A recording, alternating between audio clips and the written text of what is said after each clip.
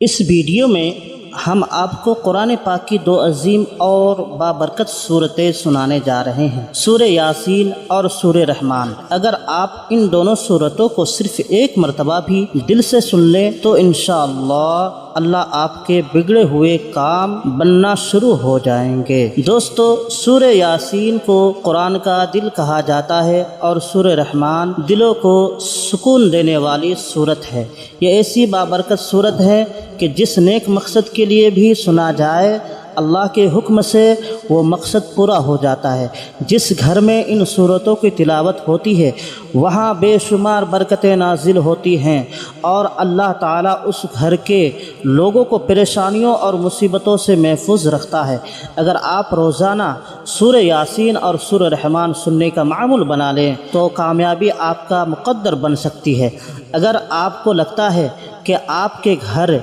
या कारोबार पर किसी का नज़र है, रिज़्क़ में तंगी है, तो अपने घर या दुकान में इन सूरतों को चलाएं। इंशाअल्लाह बुरी नज़र, जादू और दिगर मनफी असरात ख़त्म हो जाएंगे और रिज़्क़ में बेपनाह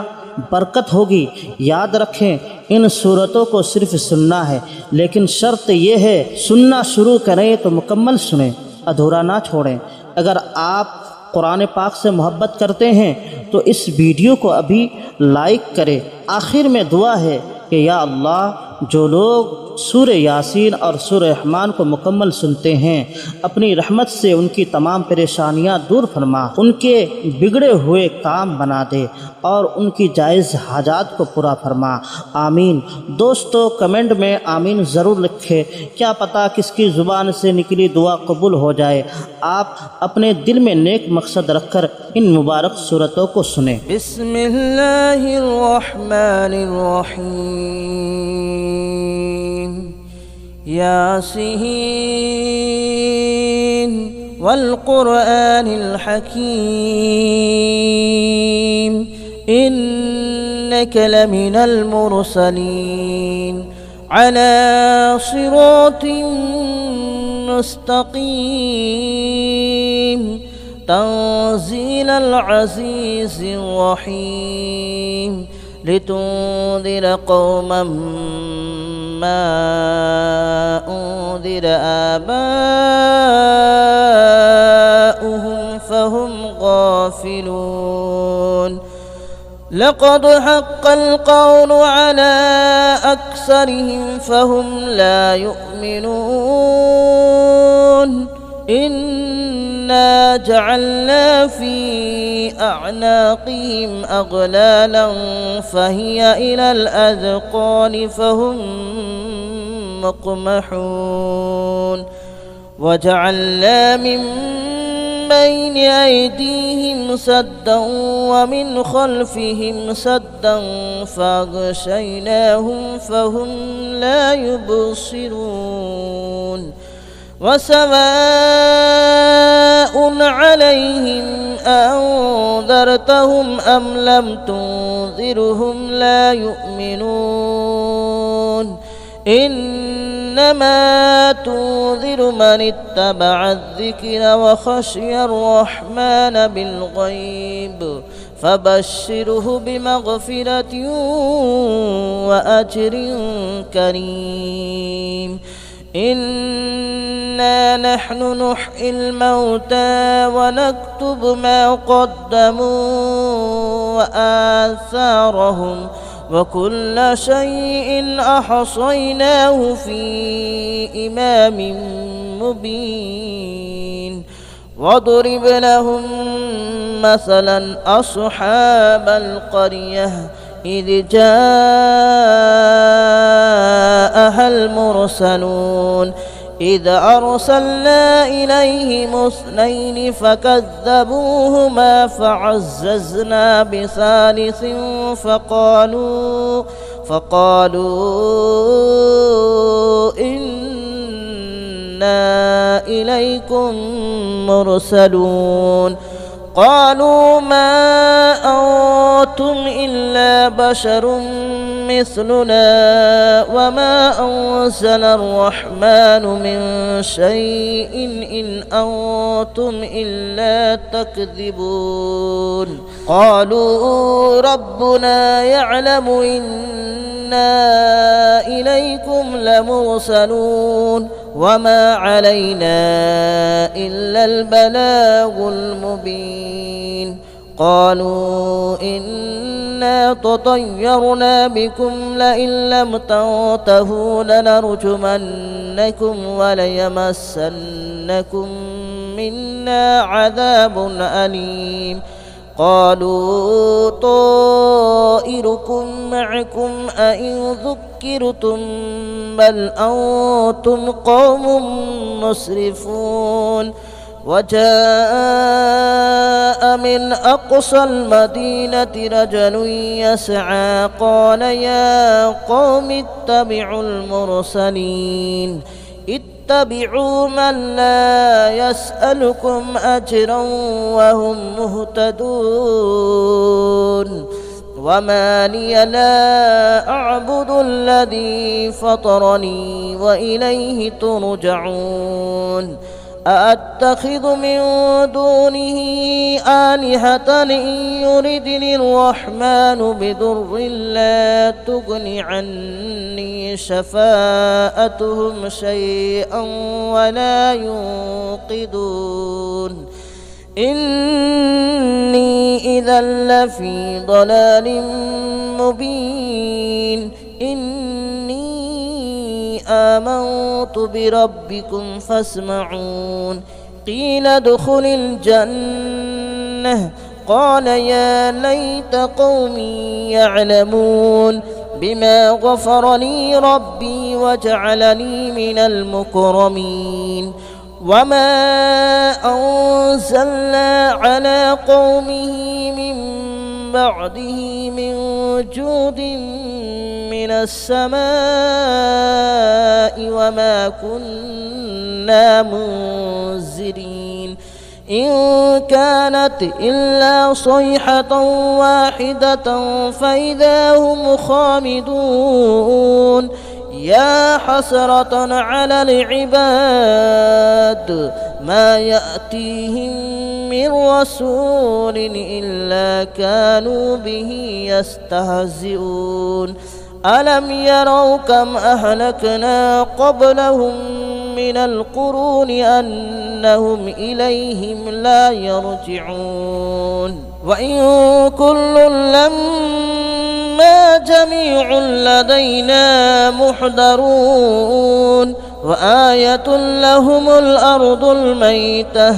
أحييناها وأخرجنا منها حبا فمنه يأكلون وجعلنا فيها جنات من نخيل وأعناب وفجرنا فيها من العيون ليأكلوا من ثمره وما عملته أيديهم أفلا يشكرون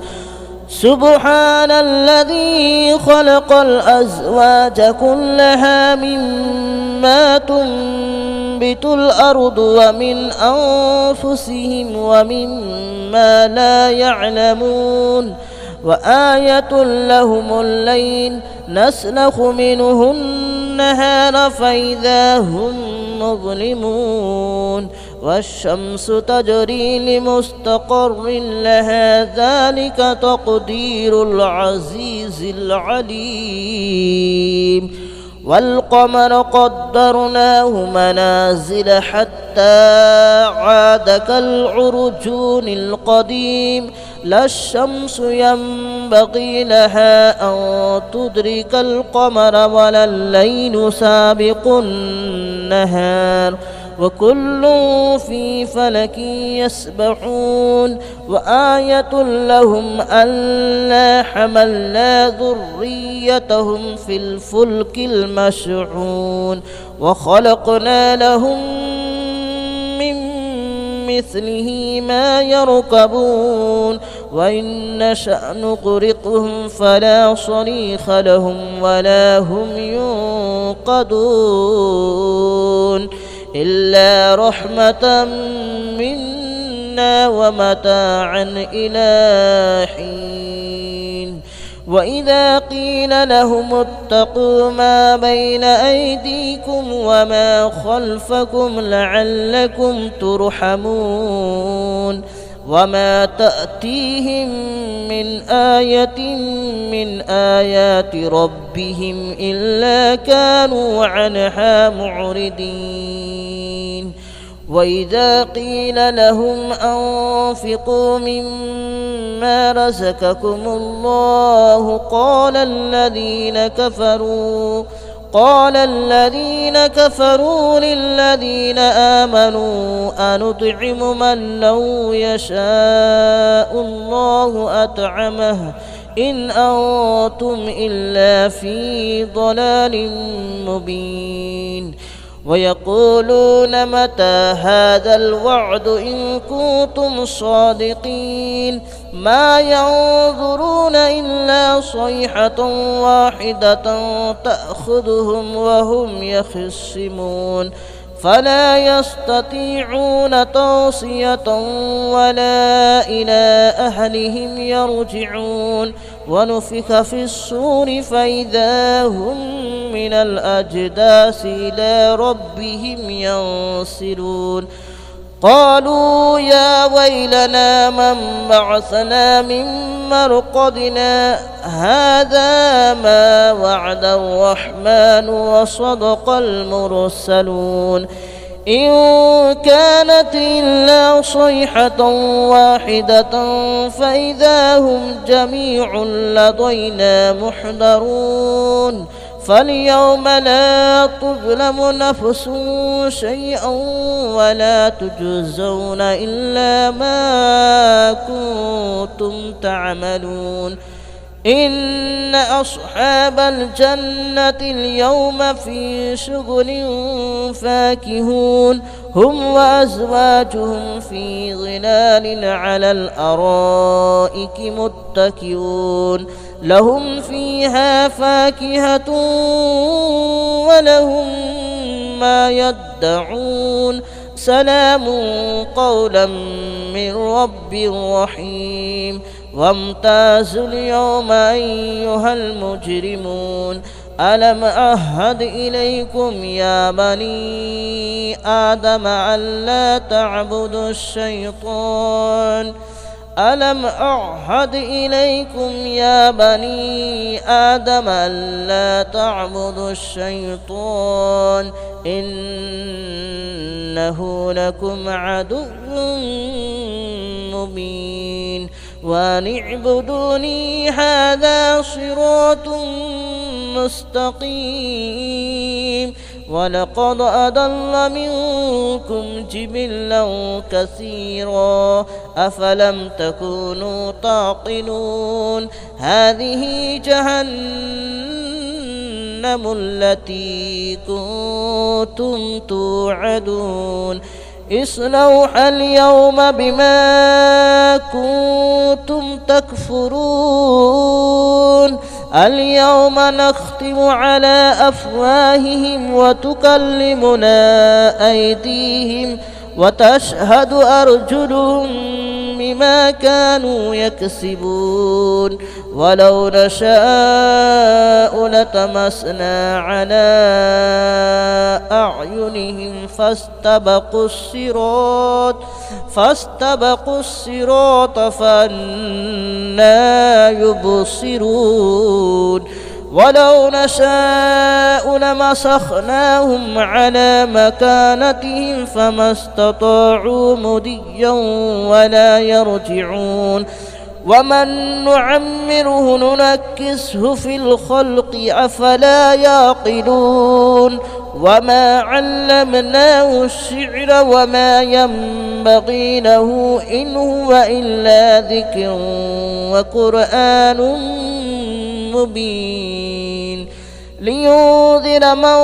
كان حيا ويحق القول على الكافرين أولم يروا أنا خلقنا لهم مما عملت أيدينا أنعاما فهم لها مالكون وذللناها لهم فمنها ركوبهم ومنها يأكلون ولهم فيها منافع ومشارب أفلا يشكرون واتخذوا من دون الله آلهة لعلهم ينصرون لا يستطيعون نصرهم وهم لهم جند محضرون فلا يحزنك قولهم إنا نعلم ما يسرون وما يعلنون أولم ير الإنسان أنا خلقناه من نطفة فإذا هو خصيم مبين وضرب لنا مثلا ونسي خلقه قال من يحيي العظام وهي رميم قل يحييها الذي أنشأها أول مرة وهو بكل خلق عليم الذي جعل لكم من الشجر الأخضر نارا فإذا أنتم منه توقدون أوليس الذي خلق السماوات والأرض بقادر على أن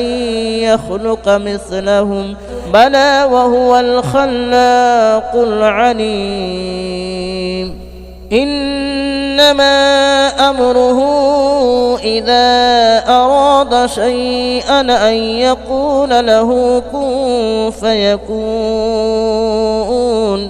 فسبحان الذي بيده ملكوت كل شيء وإليه ترجعون بسم الله الرحمن الرحيم الرحمن علم القرآن خلق الإنسان علمه البيان الشمس والقمر بحسبان والنجم والشجر يسجدان والسماء رفعها ووضع الميزان ألا تطغوا في الميزان وأقيموا الوزن بالقسط ولا تخسروا الميزان والأرض وضعها للأنام فيها فاكهة والنخل ذات الأكمام والحب ذو العصف والريحان فبأي آلاء ربكما تكذبان خلق الإنسان من صلصال كالفخار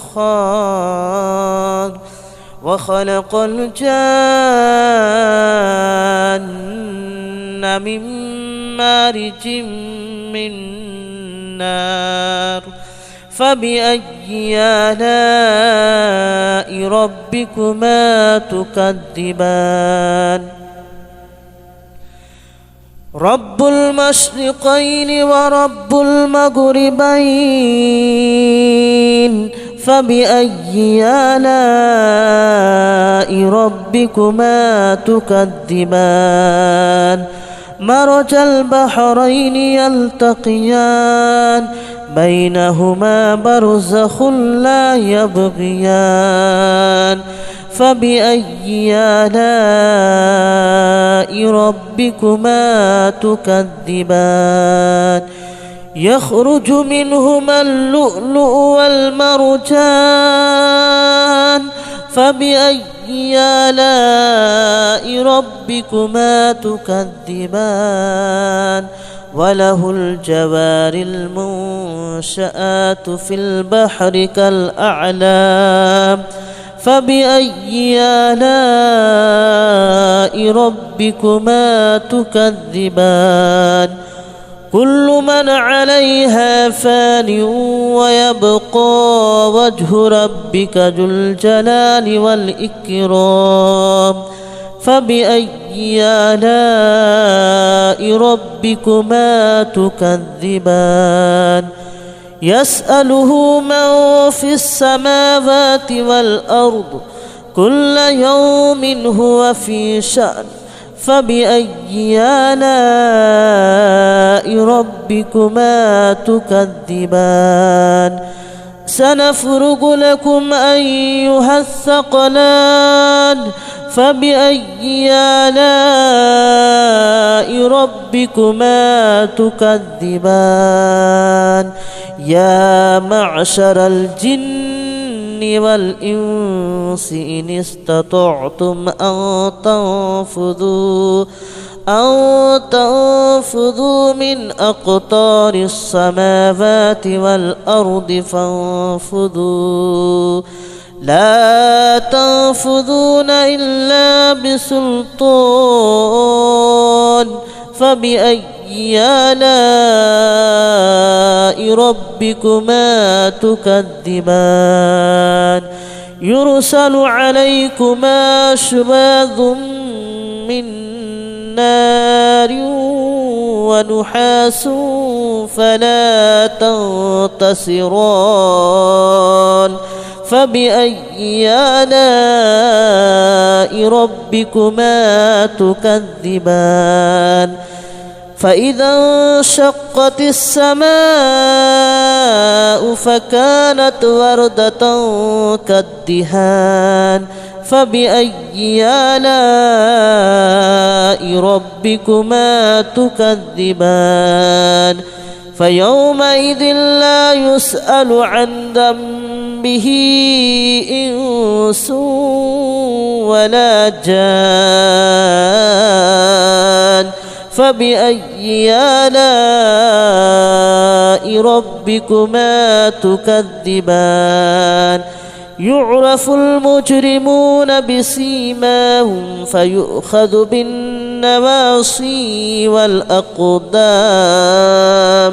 فبأي آلاء ربكما تكذبان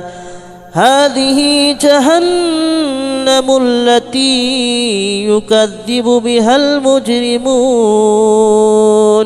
يطوفون بينها وبين حميم آن فبأي آلاء ربكما تكذبان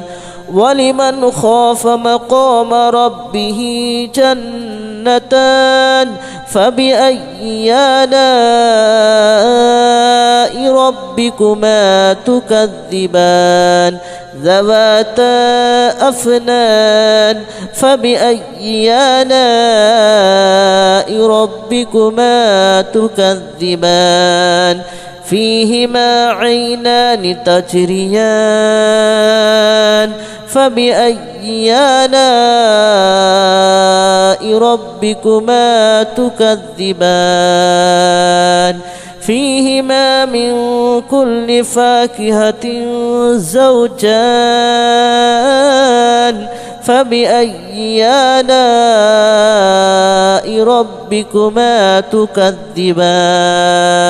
متكئين على فرش بطائنها من استبرق وجنى الجنتين دان فبأي آلاء ربكما تكذبان فيهن قاصرات الطرف لم يطمثهن إنس قبلهم ولا جان فبأي آلاء ربكما تكذبان كأنهن الياقوت والمرجان فبأي آلاء ربكما تكذبان هل جزاء الإحسان إلا الإحسان فبأي آلاء ربكما تكذبان ومن دونهما جنتان فبأي آلاء ربكما تكذبان مدهامتان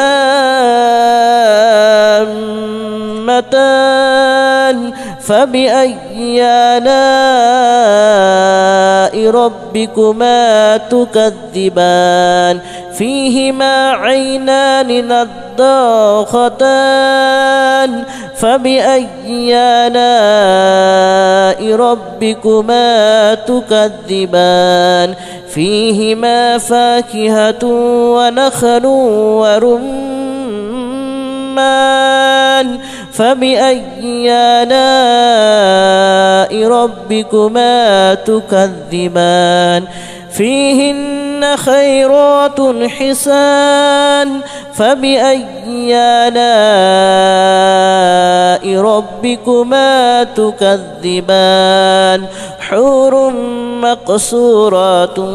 في الخيام فبأي آلاء ربكما تكذبان لم يطمثهن إنس قبلهم ولا جان فبأي آلاء ربكما تكذبان متكئين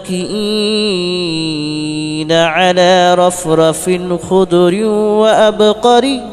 حسان فبأي آلاء ربكما تكذبان تبارك اسم ربك ذي الجلال والإكرام بسم الله الرحمن الرحيم إذا وقعت الواقعة ليس لوقعتها كاذبة خافضة رافعة إذا رجت الأرض رجا وبست الجبال بسا فكانت هباء منبثا وكنتم أزواجا ثلاثة فأصحاب الميمنة ما أصحاب الميمنة وأصحاب المشأمة ما أصحاب المشأمة والسابقون السابقون أولئك المقربون في جنات النعيم ثلة من الأولين وقليل من الآخرين على سرر موضونة متكئين عليها متقابلين يطوف عليهم ولدان مخلدون بأكواب وأباريق وكأس من معين لا يصدعون عنها ولا ينزفون وفاكهة مما يتخيرون ولحم طير مما يشتهون وحور عين كأمثال اللؤلؤ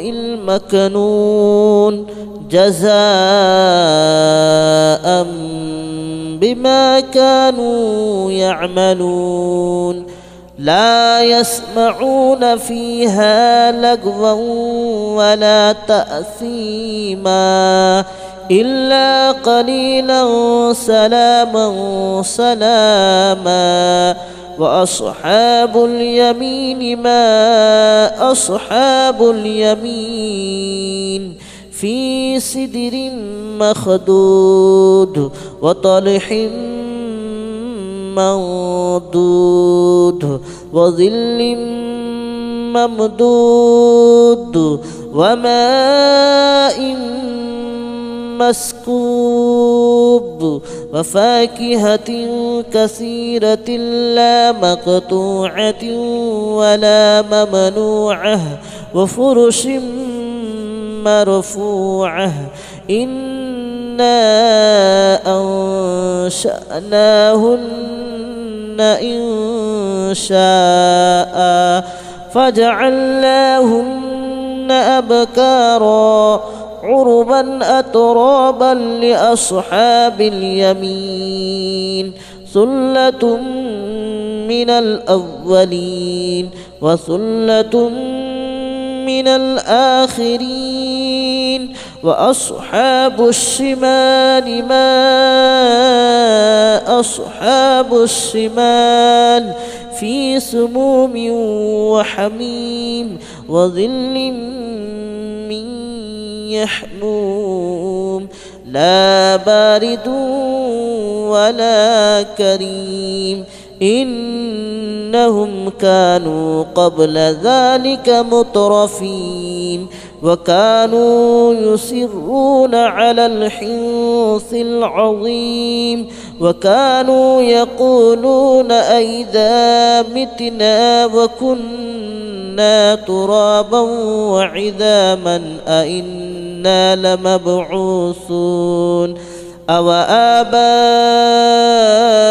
الأولون قل إن الأولين والآخرين لمجموعون إلى ميقات يوم معلوم ثم إنكم أيها الضالون المكذبون لآكلون من شجر من زقوم فمالئون منها البطون فشاربون عليه من الحميم فشاربون شرب الحميم هذا نزلهم يوم الدين نحن خلقناكم فلولا تصدقون أفرأيتم ما تمنون أأنتم تخلقونه أم نحن الخالقون نحن قدرنا بينكم الموت وما نحن بمسبوقين على أن نبدل أمثالكم وننشئكم فيما لا تعلمون ولقد علمتم النشأة الأولى فلولا تذكرون أفرأيتم ما تحرثون أأنتم تزرعونه أم نحن الزارعون لو نشاء لجعلناه هطاما فظلتم تفكهون إنا لمغرمون بل نحن محرومون أفرأيتم الماء الذي تشربون أأنتم أنزلتموه من المزن أم نحن المنزلون لو نشاء جعلناه أجاجا فلولا تشكرون أفرأيتم النار التي تورون أأنتم أنشأتم شجرتها أم نحن المنشئون نحن جعلناها تذكرة ومتاعا للمتقين نحن جعلناها تذكرة ومتاعا للمقوين فسبح باسم ربك العظيم فلا أقسم بمواقع النجوم وإنه لقسم لو تعلمون عظيم إنه لقرآن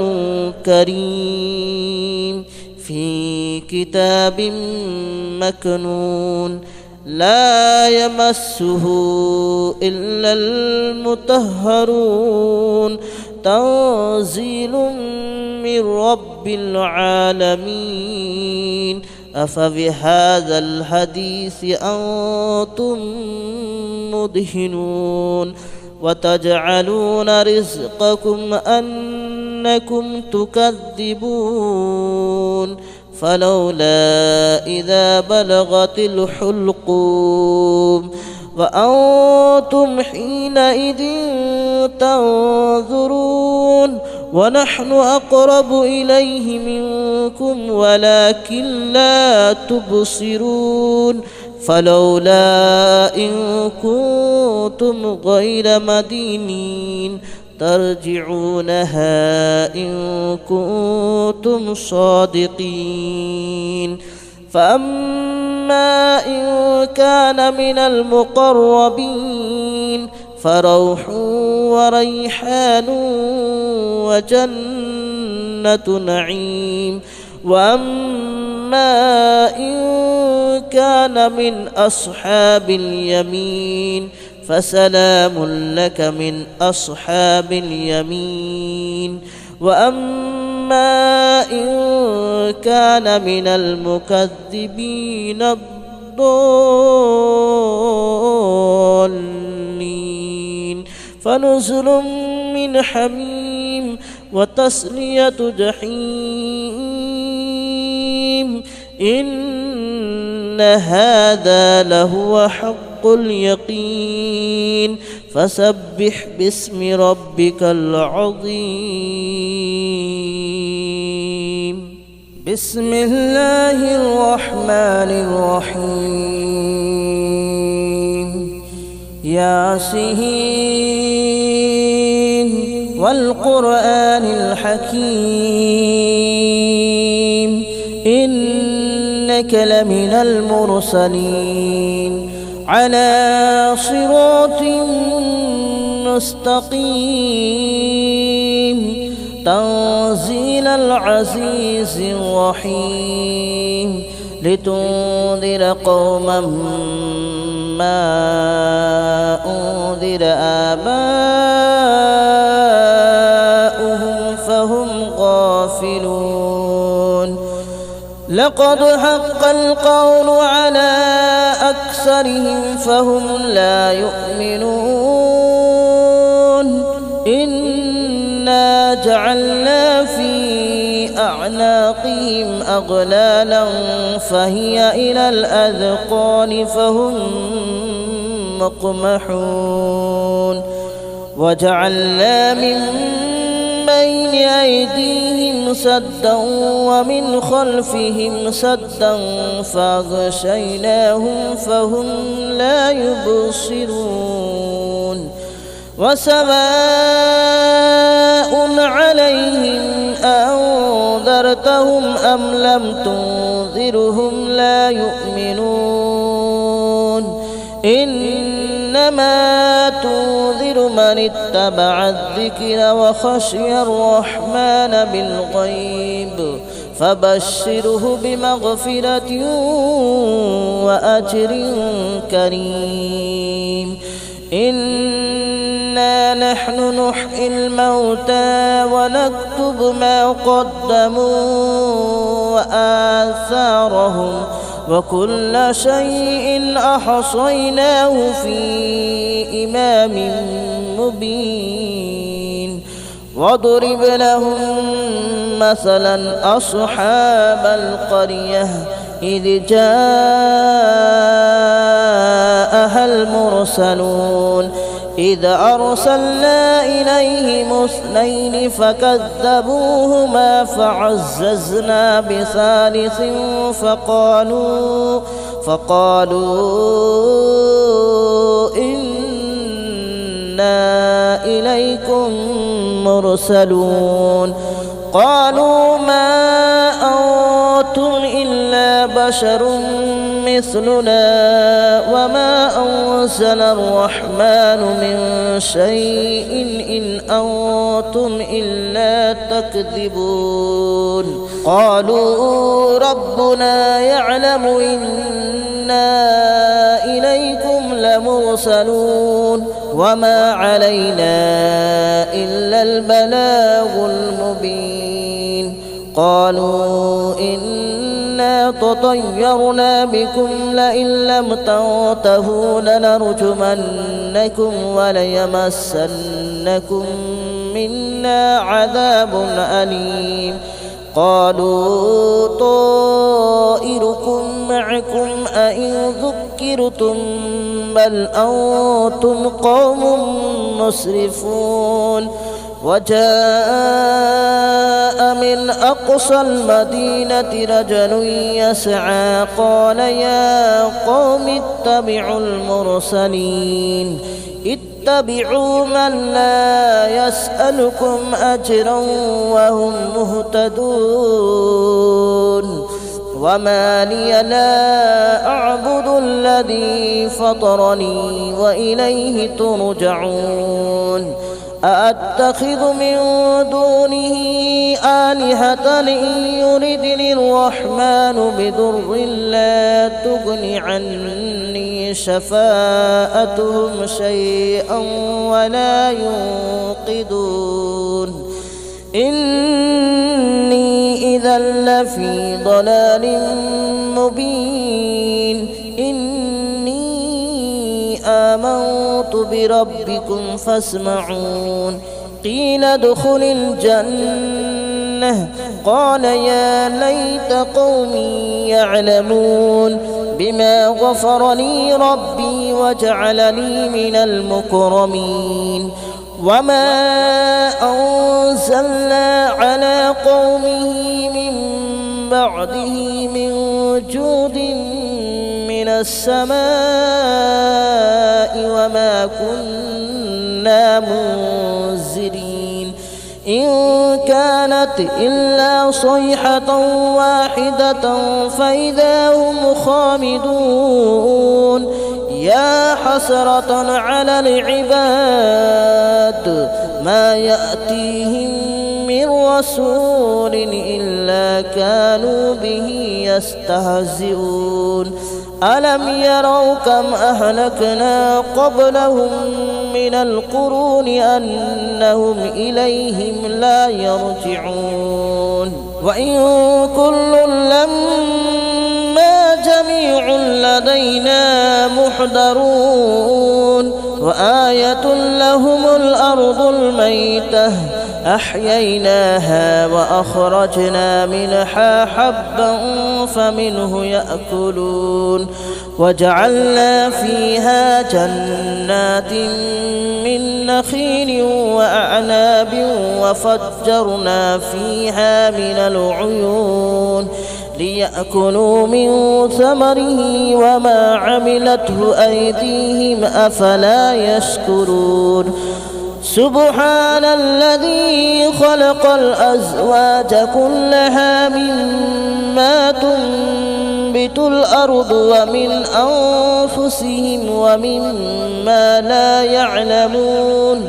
وآية لهم الليل نسلخ منه النهار فإذا هم مظلمون والشمس تجري لمستقر لها ذلك تقدير العزيز العليم والقمر قدرناه منازل حتى عاد كالعرجون القديم لا الشمس ينبغي لها أن تدرك القمر ولا الليل سابق النهار وكل في فلك يسبحون وآية لهم ألا حملنا ذريتهم في الفلك المشحون وخلقنا لهم من مثله ما يركبون وإن نشأ نغرقهم فلا صريخ لهم ولا هم ينقذون إلا رحمة منا ومتاعا إلى حين وإذا قيل لهم اتقوا ما بين أيديكم وما خلفكم لعلكم ترحمون وما تأتيهم من آية من آيات ربهم إلا كانوا عنها معرضين وإذا قيل لهم أنفقوا مما رزقكم الله قال الذين كفروا للذين آمنوا أنطعم من لو يشاء الله أطعمه إن أنتم إلا في ضلال مبين ويقولون متى هذا الوعد إن كنتم صادقين ما ينظرون إلا صيحة واحدة تأخذهم وهم يخصمون فلا يستطيعون توصية ولا إلى أهلهم يرجعون ونفخ في الصور فإذا هم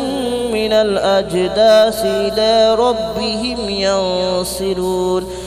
قالوا يا ويلنا من بعثنا من مرقدنا هذا ما وعد الرحمن وصدق المرسلون إن كانت إلا صيحة واحدة فإذا هم جميع لدينا محضرون فاليوم لا تظلم نفس شيئا ولا تجزون إلا ما كنتم تعملون إن أصحاب الجنة اليوم في شغل فاكهون هم وأزواجهم في ظلال على الأرائك متكئون لهم فيها فاكهة ولهم ما يدعون سلام قولا من رب رحيم وامتازوا اليوم أيها المجرمون ألم أعهد إليكم يا بني آدم ألا تعبدوا الشيطان ألم أعهد إليكم يا بني آدم ألا تعبدوا الشيطان إنه لكم عدو مبين وأن اعبدوني هذا صراط مستقيم ولقد أضل منكم جبلا كثيرا أفلم تكونوا تعقلون هذه جهنم التي كنتم توعدون اصلوها اليوم بما كنتم تكفرون اليوم نختم على أفواههم وتكلمنا أيديهم وتشهد أرجلهم بما كانوا يكسبون ولو نشاء لطمسنا على أعينهم فاستبقوا الصراط فأنى يبصرون ولو نشاء لمسخناهم على مكانتهم فما استطاعوا مضيا ولا يرجعون ومن نعمره ننكسه في الخلق أفلا يعقلون وما علمناه الشعر وما ينبغي له إن هو إلا ذكر وقرآن مبين لينذر من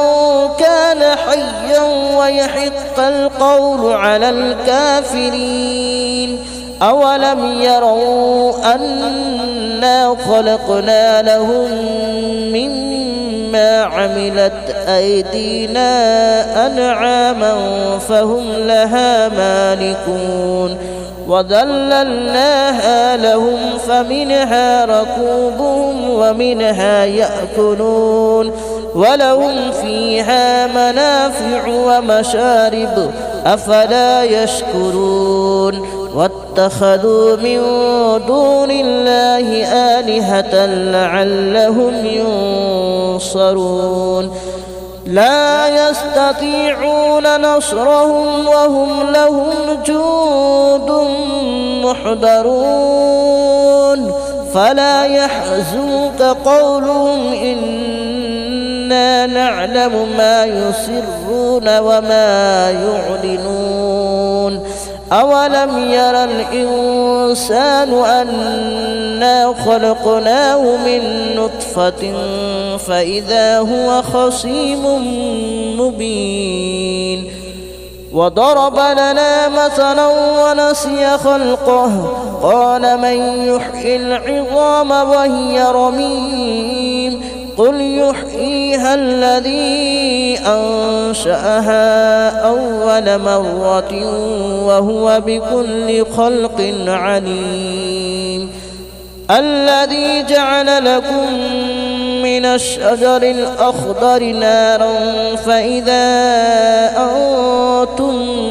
منه توقدون أوليس الذي خلق السماوات والأرض بقادر على أن يخلق مثلهم بلى وهو الخلاق العليم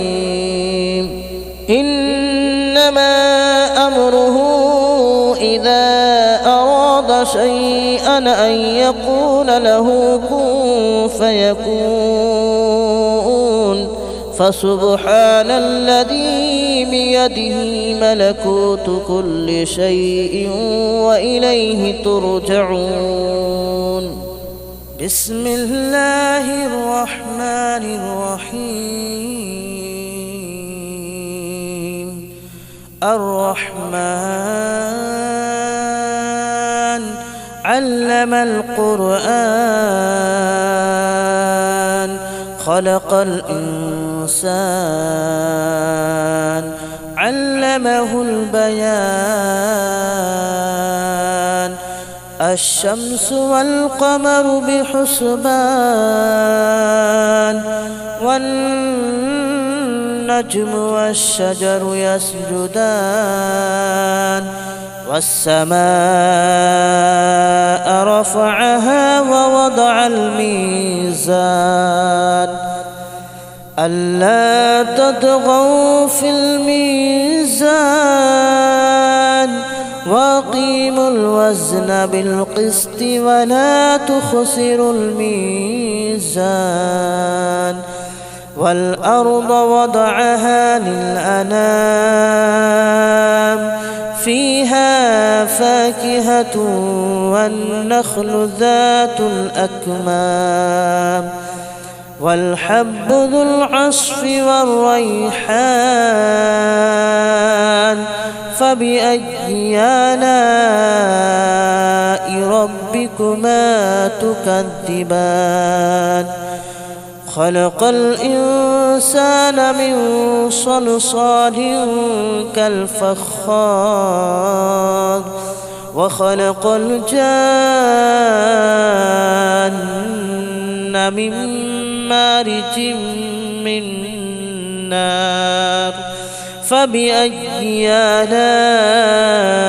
ربكما تكذبان رب المشرقين ورب المغربين فبأي آلاء ربكما تكذبان مرج البحرين يلتقيان بينهما برزخ لا يبغيان فبأي آلاء ربكما تكذبان يخرج منهما اللؤلؤ والمرجان فبأي آلاء ربكما تكذبان وله الجوار المنشآت في البحر كالأعلام فبأي آلاء ربكما تكذبان كل من عليها فان ويبقى وجه ربك ذو الجلال والإكرام فبأي آلاء ربكما تكذبان يسأله من في السماوات والأرض كل يوم هو في شأن فبأي آلاء ربكما تكذبان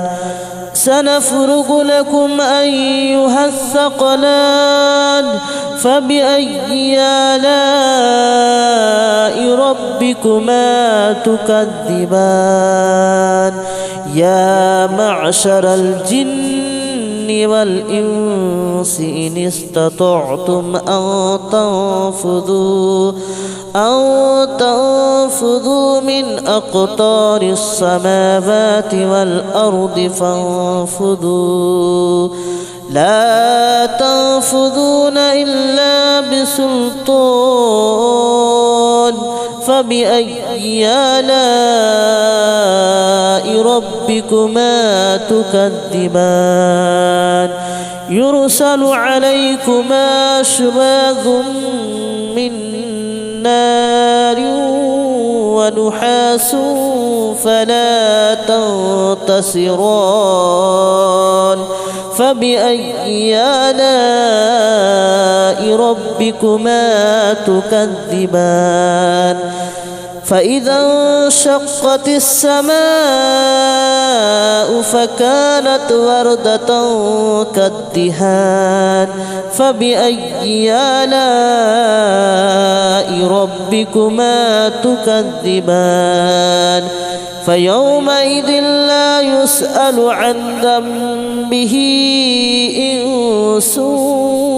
ولا جان فبأي آلاء ربكما تكذبان يعرف المجرمون بسيماهم فيؤخذ بالنواصي والأقدام فبأي آلاء ربكما تكذبان هذه جهنم التي يكذب بها المجرمون يطوفون بينها وبين حميم آن فبأي آلاء ربكما تكذبان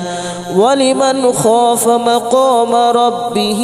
جنتان فبأي آلاء ربكما تكذبان ذواتا أفنان فبأي آلاء ربكما تكذبان فيهما عينان عينان تجريان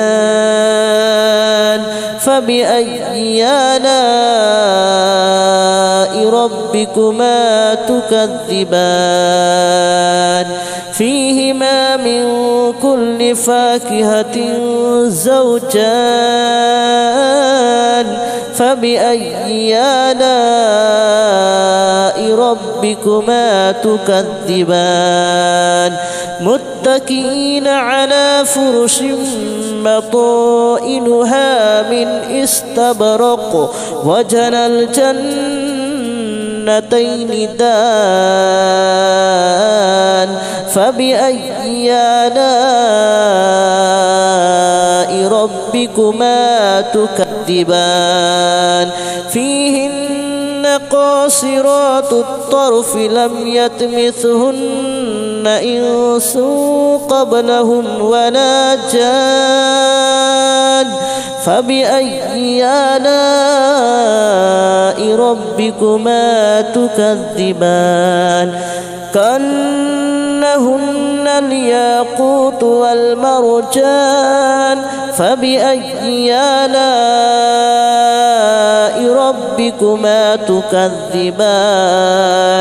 هل جزاء الإحسان إلا الإحسان فبأي آلاء ربكما تكذبان ومن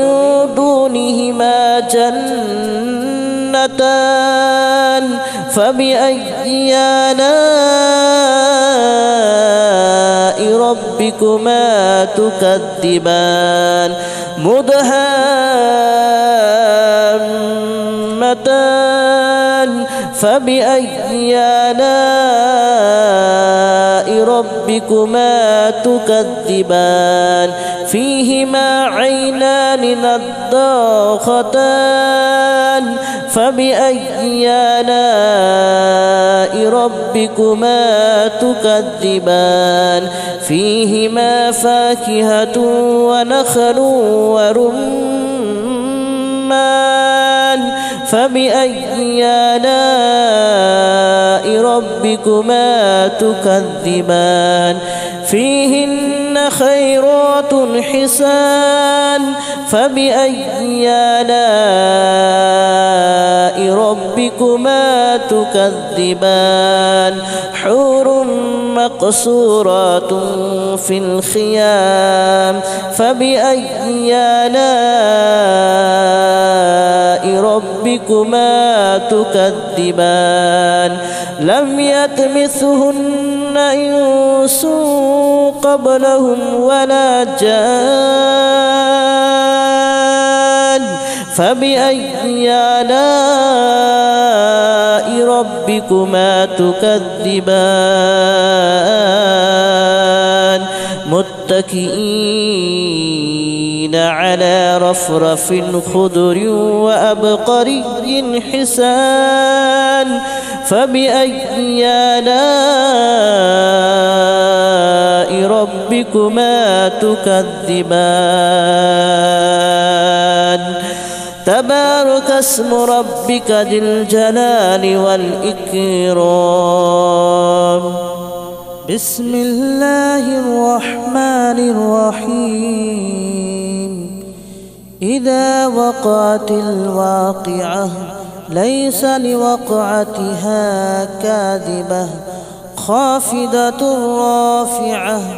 إذا رجت الأرض رجا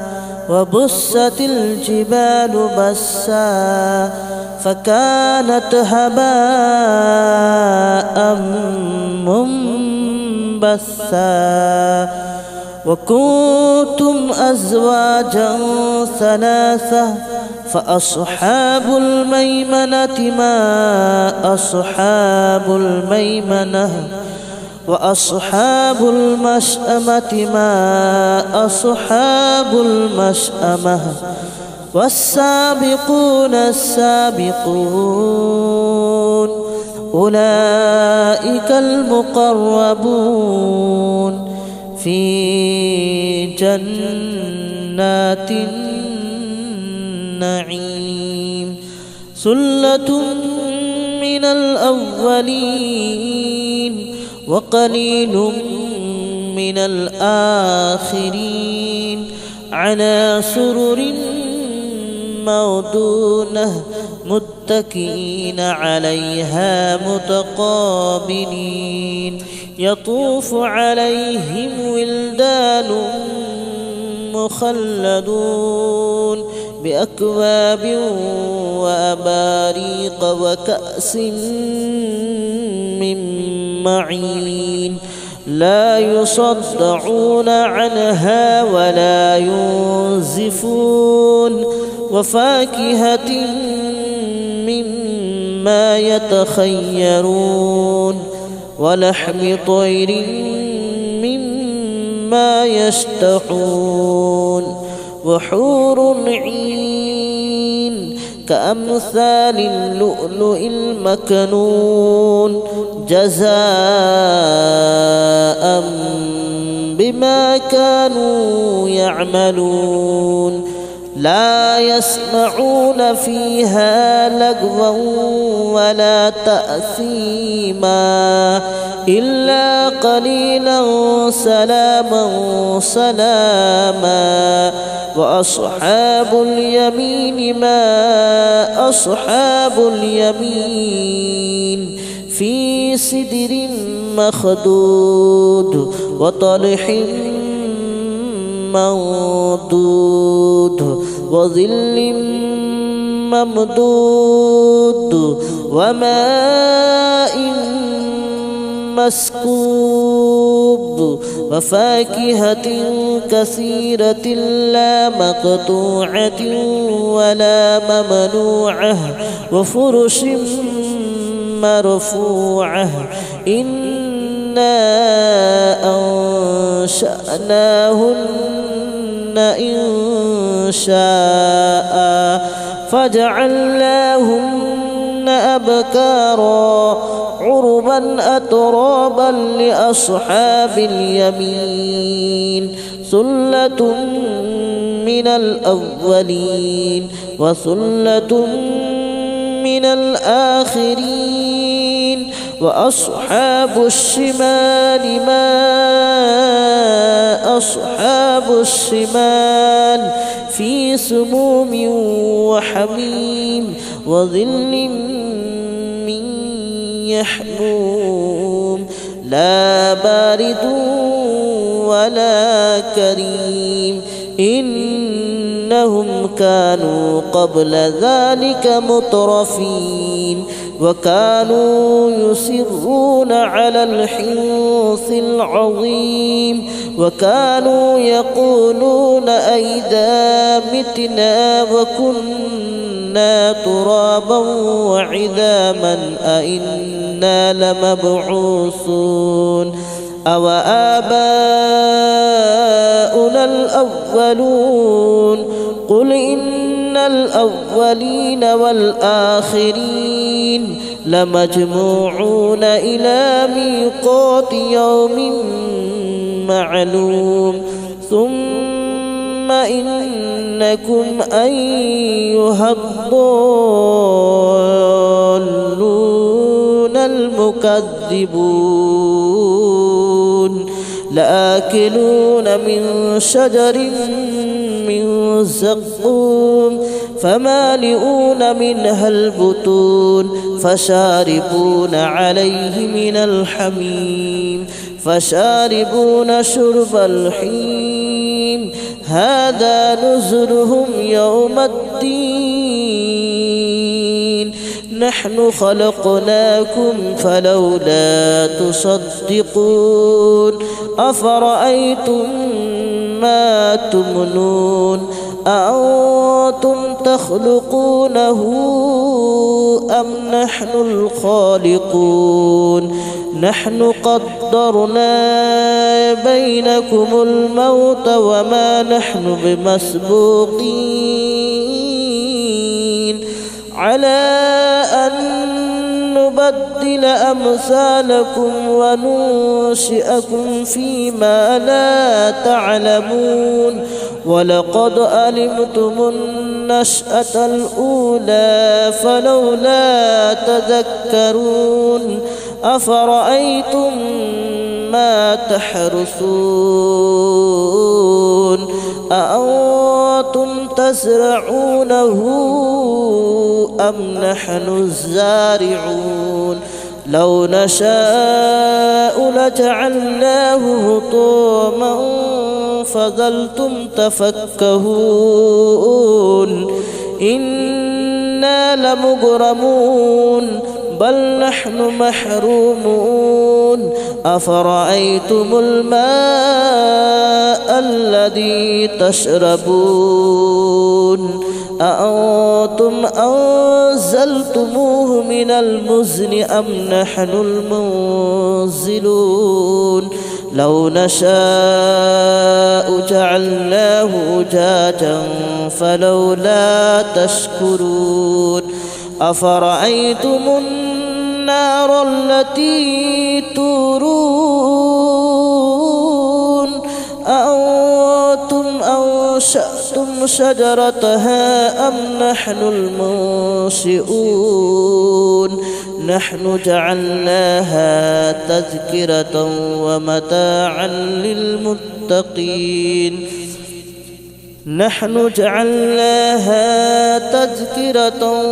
ومتاعا للمقوين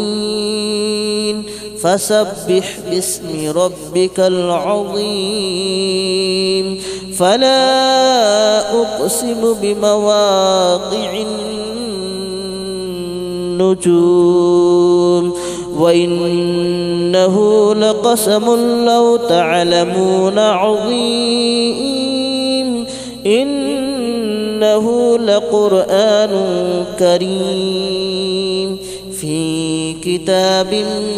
مكنون لا يمسه إلا المطهرون تنزيل من رب العالمين أفبهذا الحديث أنتم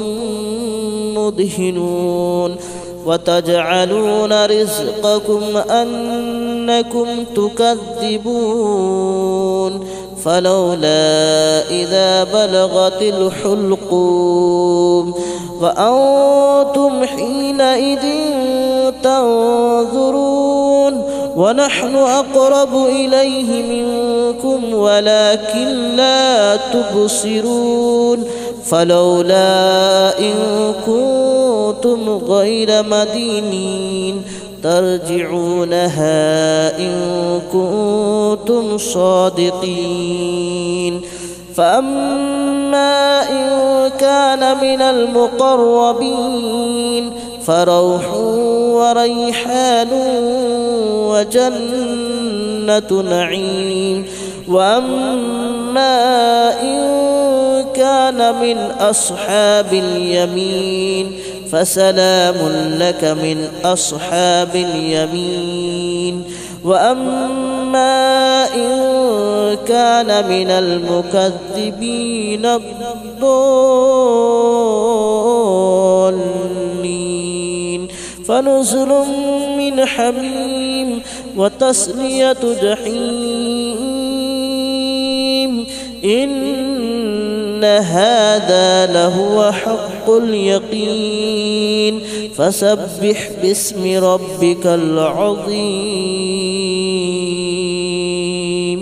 بسم الله الرحمن الرحيم ياسين والقرآن الحكيم إنك لمن المرسلين على صراط مستقيم تنزيل العزيز الرحيم لتنذر قوما ما أنذر آباؤهم فهم غافلون لقد حق القول على أكثرهم فهم لا يؤمنون إنا جعلنا في أعناقهم أغلالا فهي إلى الأذقان فهم مقمحون وجعلنا من بين أيديهم سدا ومن خلفهم سدا فأغشيناهم فهم لا يبصرون وسواء عليهم أنذرتهم أم لم تنذرهم لا يؤمنون إنما تنذر من اتبع الذكر وخشي الرحمن بالغيب فبشره بمغفرة وأجر كريم إنا نحن نحيي الموتى ونكتب ما قدموا وآثارهم وكل شيء أحصيناه في إمام مبين واضرب لهم مثلا أصحاب القرية إذ جاءها المرسلون إذ أرسلنا إليهم اثنين فكذبوهما فعززنا بثالث فقالوا إنا إليكم مرسلون قالوا ما أنتم إلا بشر مثلنا وما أنزل الرحمن من شيء إن أنتم إلا تكذبون قالوا ربنا يعلم إنا إليكم لمرسلون وما علينا إلا البلاغ المبين قالوا إنا تطيرنا بكم لئن لم تنتهوا لنرجمنكم وليمسنكم منا عذاب أليم قالوا طائركم معكم أئن ذكرتم بل أنتم قوم مسرفون وجاء من أقصى المدينة رجل يسعى قال يا قوم اتبعوا المرسلين اتبعوا من لا يسألكم أجرا وهم مهتدون وما لي لا أعبد الذي فطرني وإليه ترجعون أأتخذ من دونه آلهة إن يردني الرحمن بضر لا تغن عني شفاءتهم شيئا ولا ينقذون إني إذا لفي ضلال مبين إني آمنت بربكم فاسمعون قيل ادخل الجنة قال يا ليت قومي يعلمون بما غفر لي ربي وجعلني من المكرمين وما أنزلنا على قومه من بعده من جود من السماء وما كنا منزلين إن كانت إلا صيحة واحدة فإذا هم خامدون يا حسرة على العباد ما يأتيهم من رسول إلا كانوا به يستهزئون ألم يروا كم أهلكنا قبلهم من القرون أنهم إليهم لا يرجعون وإن كل لما جميع لدينا محضرون وآية لهم الأرض الميتة أحييناها وأخرجنا منها حبا فمنه يأكلون وجعلنا فيها جنات من نخيل وأعناب وفجرنا فيها من العيون ليأكلوا من ثمره وما عملته أيديهم أفلا يشكرون سبحان الذي خلق الأزواج كلها مما تنبت الأرض ومن أنفسهم ومما لا يعلمون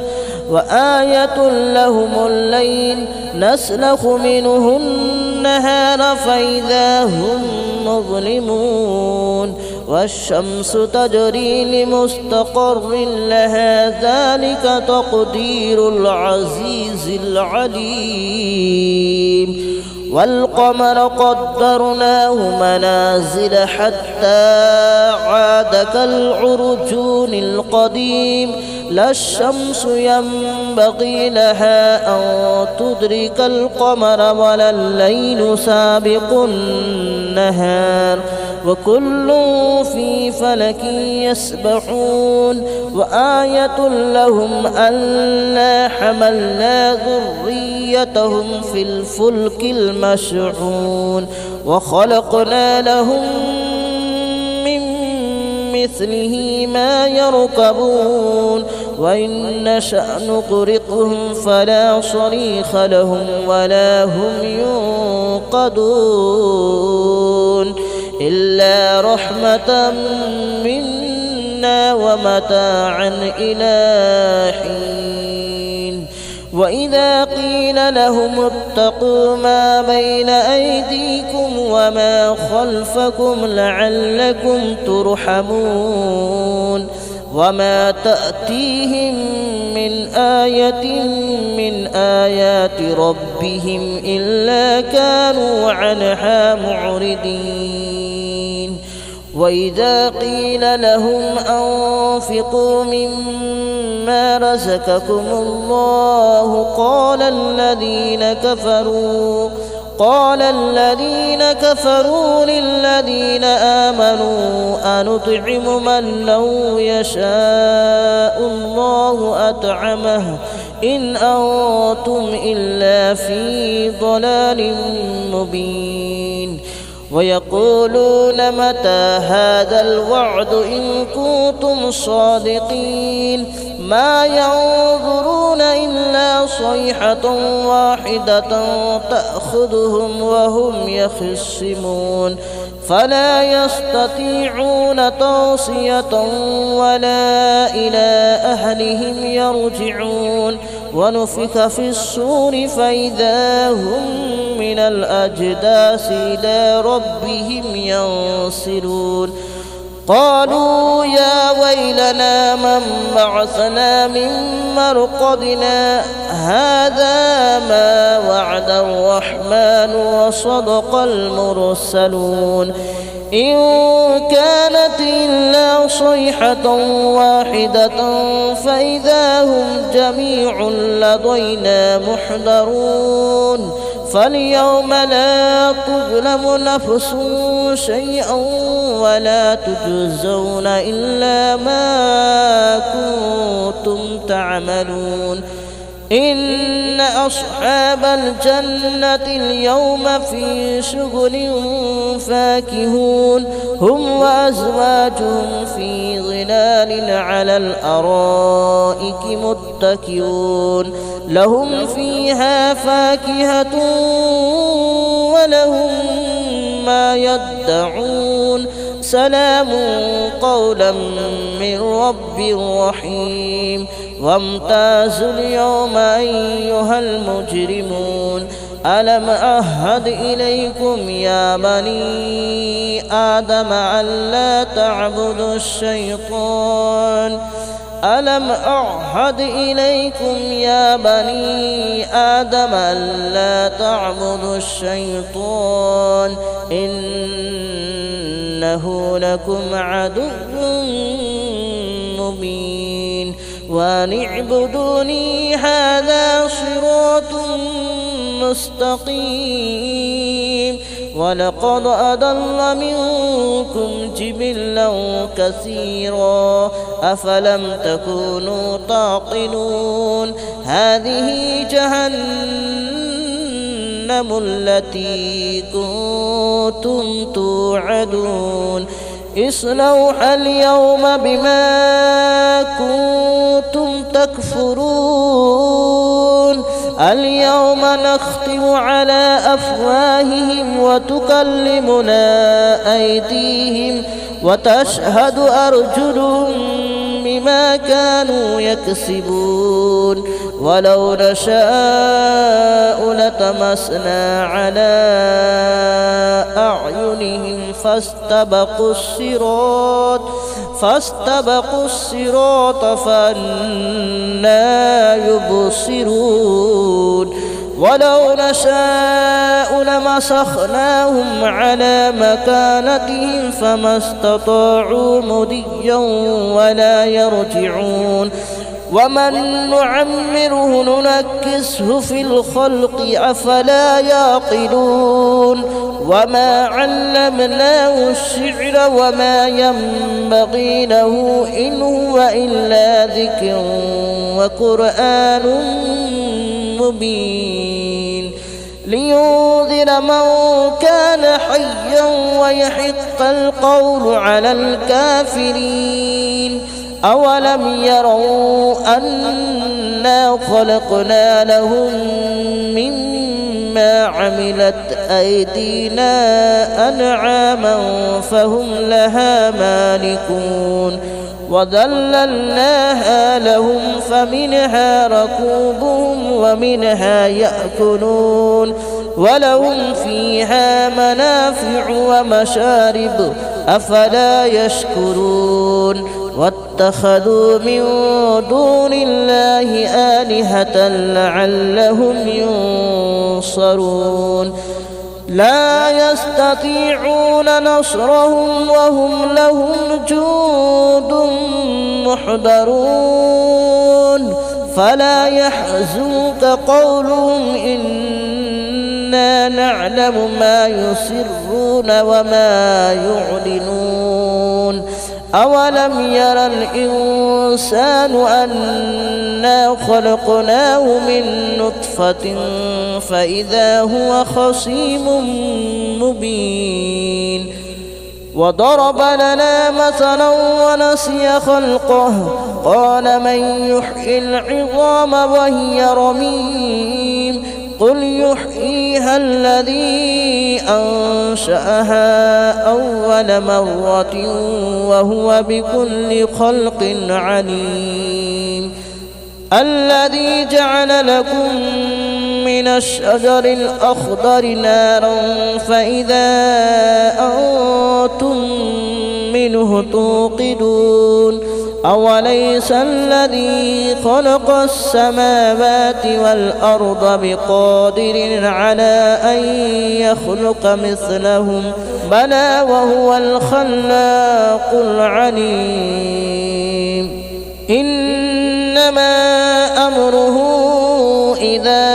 أراد شيئا أن يقول له كن فيكون فسبحان الذي بيده ملكوت كل شيء وإليه ترجعون بسم الله الرحمن الرحيم الرحمن علم القرآن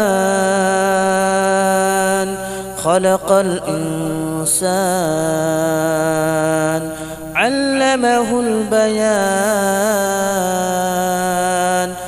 الشمس والقمر بحسبان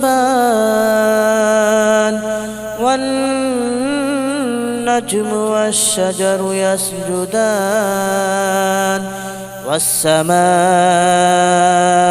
رفعها ووضع الميزان ألا تطغوا في الميزان وأقيموا الوزن بالقسط ولا تخسروا الميزان والأرض وضعها للأنام فيها فاكهة والنخل ذات الأكمام والحب ذو العصف والريحان فبأي آلاء ربكما تكذبان خلق الإنسان من صلصال كالفخار وخلق الجان من مارج من نار فبأي آلاء ربكما تكذبان